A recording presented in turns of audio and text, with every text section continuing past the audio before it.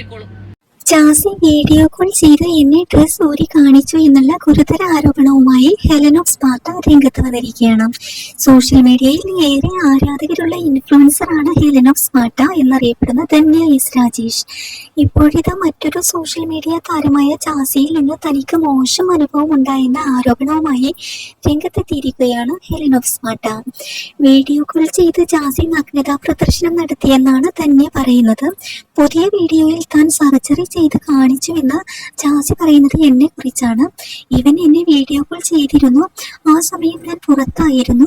Video call എടുക്കാൻ പറ്റില്ലെന്ന് ഞാൻ ജാസിയോട് പറഞ്ഞിരുന്നു. പക്ഷേ അവൻ വീഡിയോ കോൾ ചെയ്തിട്ട് ഡ്രസ്സ് ഊരി കാണിച്ചു.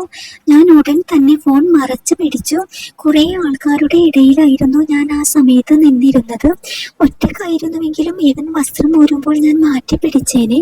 ജാസി കേസ് കൊടുത്താലും തനിക്ക് വിഷയമില്ലെന്നും തന്നെ പറഞ്ഞിരിക്കുകയാണ്.